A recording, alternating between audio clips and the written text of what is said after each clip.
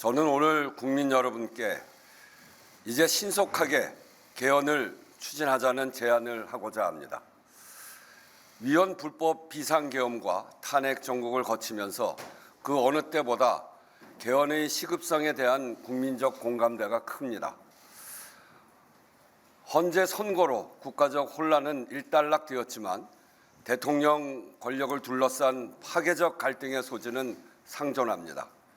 시대 변화에 뒤처진 낡은 헌법의 한계가 사회 발전과 국민 삶의 질 향상을 제약한 지도 오래입니다. 극단적 대결 정치를 끝내자는 정치개혁 요구, 국민 삶의 질을 바꾸자는 민주주의를 하자는 사회개혁 요구가 개헌으로 집약되고 있습니다. 개헌은 지난 4개월 극심한 갈등과 혼란으로 온 국민이 겪은 고초를 대한민국 대전환의 기회로 바꿔내자는 시대적 요구입니다. 그동안 대한민국이 쌓아온 모든 성취를 일거에 무너뜨릴 뻔한 비상계엄 사태는 막았지만 다시는 이런 일이 벌어질 수 없도록 근본적인 처방이 필요합니다. 비상계엄이 헌법의 잘못은 아닙니다만 이번 기회에 헌법을 보완해 구조적 방벽을 세워야 합니다. 민주주의를 지탱하는 견제와 균형의 원리가 헌법을 통해 작동하게 만드는 것이 핵심입니다. 승자 독식의 위험을 제거하고 국민 주권으로 가기 위해 권력을 분산하고 국민 통합으로 가기 위해 협치와 협력을 실효적으로 제도화하는 것입니다. 국민 주권과 국민 통합을 위한 삼권 분립의 기둥을 더 튼튼하게 세우는 개헌이 필요합니다. 변화된 사회상과 국민적 요구를 담아내는 것도 시급합니다. 87년 개헌 후 38년 상전벽해 같은 변화가 있었습니다. 민주주의와 함께 비약적 경제 성장으로 선진국에 진입했고 국민의 주권의식도 더욱 높아졌습니다. 그러나 저출생, 고령화, 양극화 같은 구조적 위기가 깊어졌고 기후위기, 디지털 전환 같은 새로운 도전도 마주하고 있습니다. 법과 제도로 길을 만드는 일, 그중에서도 가장 큰 대로인 헌법을 제때 손보지 못해 현실과 헌법의 분리, 심지어 병리 현상이 벌어지고 있습니다.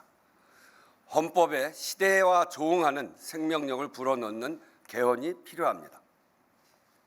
개헌을 성사시키려면 대다수 국민이 필요성에 공감하는데도 그간 번번이 개헌이 무산된 이유부터 해결해야 합니다.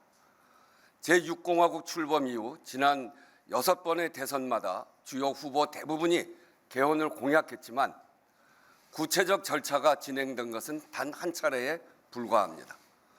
국회에서도 18대 2008년 이후 20년 가까이 공식적인 개헌 논의를 반복했지만 성사시키진 못했습니다. 정치 세력, 각자의 셈법이 다르고 이해관계가 부닥쳤기 때문입니다. 권력구조 개편 문제가 가장 컸습니다.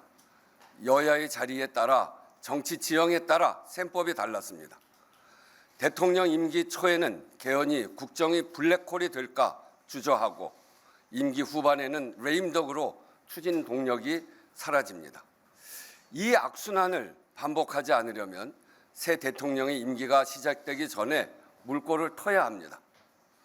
권력을 분산하여 국민 주권, 국민 통합을 이루어내라는 시대적 요구, 개헌 방향성이 가장 명료해진 지금이 개헌을 성사시킬 적기입니다. 이번 대통령 선거일에 개헌 국민투표를 동시에 시행할 것을 제안합니다. 기한 내에 합의할 수 있는 만큼 하되 가장 어려운 권력구조 개편은 이번 기회에 꼭 하자는 것입니다. 부족한 내용은 내년 지방선거와 함께 2차 개헌으로 추진할 수 있을 것입니다. 네, 회장님 안녕하십니까. 한겨레 김채은 기자입니다.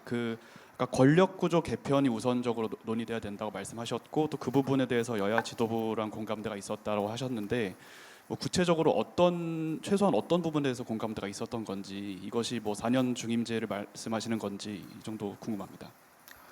4년 중임제에 대해서는 여야 정당들이 공감대가 굉장히 넓은 것 같습니다. 그동안 논의를 해보면 저도 그렇게 알고 있고요.